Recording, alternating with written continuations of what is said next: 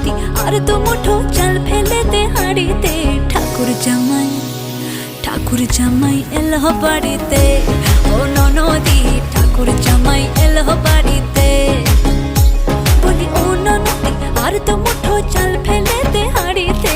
ঠাকুর জামাই এলো বাড়িতে, ও ননদি ঠাকুর জামাই এলো বাড়িতে।